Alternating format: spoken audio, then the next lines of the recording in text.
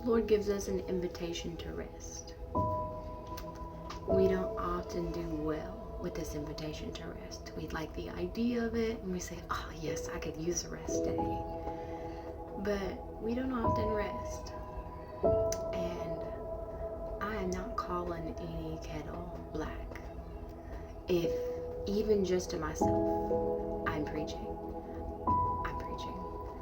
Because I was preaching one Sunday afternoon in the church at the Faith Family Fellowship in Truman, Arkansas.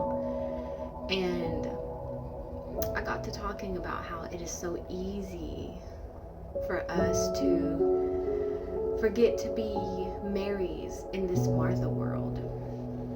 And if you know the story of Mary and Martha, they're two sisters. One was at the feet of Jesus, prioritizing her spiritual health, her mental health, and all of these things that women at that time weren't really allowed to do.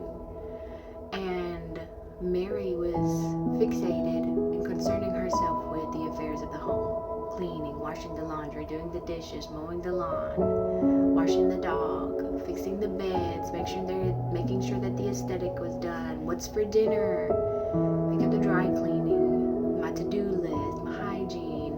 And hygiene is important, don't get me wrong.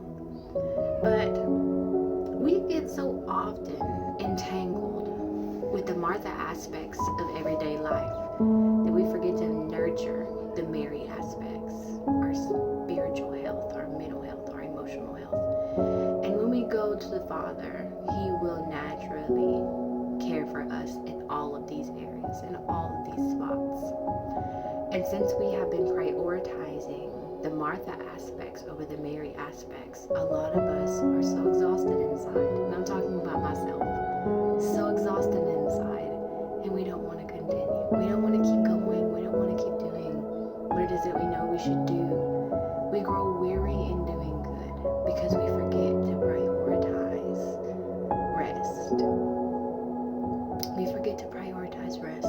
But I want to share something with you from John Mark Comer. Maybe you know John Mark Comer. If you don't, let me introduce you. He writes, "The ruthless elimination to hurry."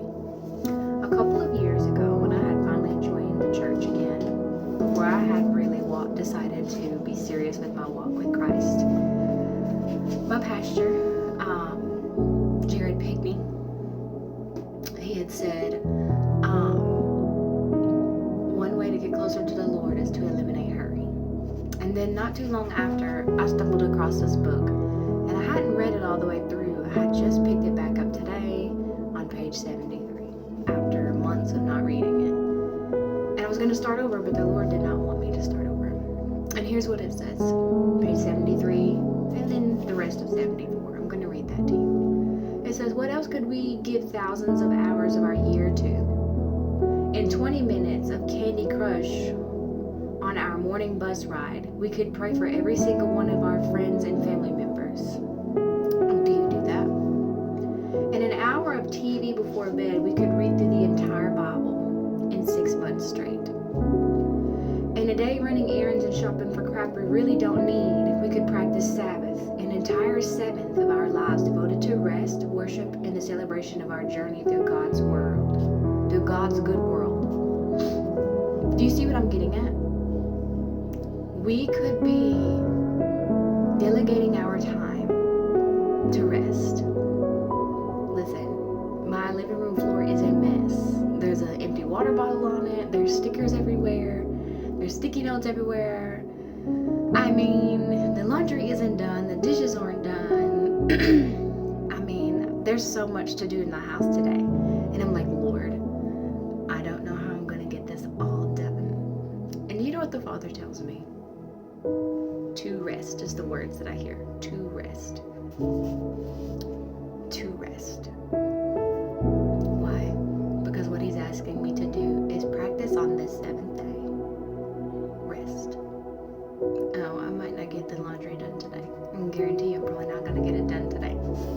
I'm probably not going to get to sweeping that floor. And for me, that really bugs me because I want it clean and I want it done. But my rest is more important. My rest is more important.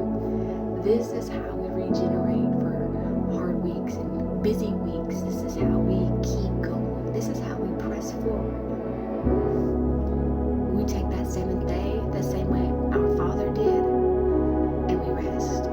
God doesn't even need to rest, but He modeled resting for us. He rested from His work on the seventh day. This is in the book of Genesis. What makes you think somebody even more limited? What makes you think, as someone who is limited, and God is not limited, that you don't need to rest? Why do we think that we're invincible? We're not. But let me read the rest of this to you and I'll get out of your hair, because you need to start your resting today, which doesn't include social media. Anyways, long before the row went off into the woods, Paul said, "Look carefully then how you walk, not as unwise but as wise, making the best use of the time, because the days are evil." That next to last phrase can be translated from the Greek in a few ways.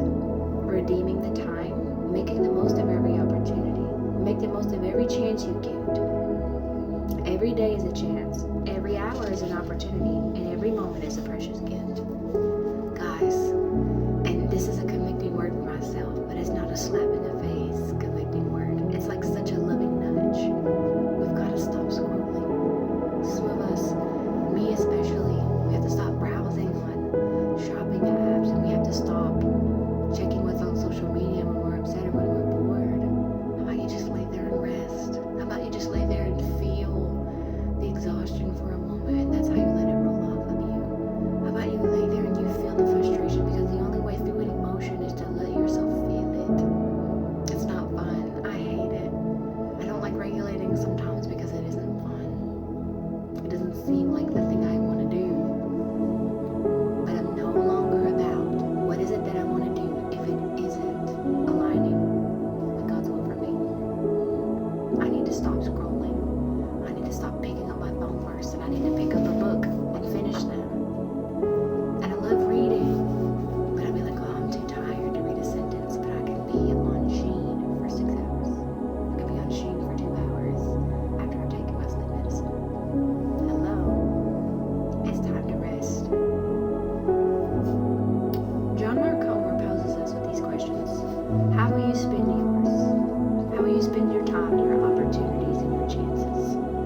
Will you squander them on trivial things or invest in them in the internal kind of life? Are you going to keep scrolling? Are you going to keep checking their page? Are you going to keep making sure you're matching the aesthetic? Are you going to finally abandon this exhausting lifestyle that you've been keeping up? And are you finally going to say, I need to rest? No more trivial things. No more. Often the things we want to do involve a restless wrestle. It's not worth it anymore. Of course, most of us want to spend our time wisely, but many of us are not single like Paul, or we're not an independent, wealthy bachelor like Thoreau. We hate how addictive we are, how easily distracted we've become. I know for an instance, I know for example, there is so much that I want to do and so much that I'm committed to, but then I get tired or there's something else that comes up. You know, you're like, I'm cleaning the bathroom, and then you need to take a spoon that got in the bathroom to the kitchen, and then all of a sudden the kitchen's a mess, and now it's time to clean the kitchen. We forgot what we were doing in the bathroom. This is what we do with our daily lives.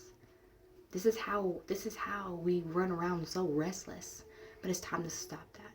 I got up this morning and there was laundry in the washer that had been washed, but somebody just didn't move it over, but they opened the top. And I caught myself pouring Pine-Sol in because it will refresh your laundry without you having to use more soap, and it smells wonderful. My grandmother did it. And I poured it in there, but I hadn't started. I said, this has got to stop. I had started cleaning before I had even had time with the Lord. I poured it in, and I said, this has got to stop. And I didn't even start it. I left it open. I went and did breakfast and my hygiene, and then I come back. Because that's what it's supposed to be like. We're not supposed to get up and immediately start trying to take care of things. Where is the rest? I'm tired of being restless. I'm tired of being tired. But I have this for you, and then I'm done. So maybe better questions are, how do we live deliberately without going off into the forest to scavenge for our own food or abandoning our family? How do we slow down, simplify, and live deliberately right in the middle of the chaos of the noisy, fast-paced, urban, digital world we call home? Well, the answer, of course, is easy. It's Jesus. And what did Jesus want us to do? Follow the commands of the Father. We need to rest. To rest.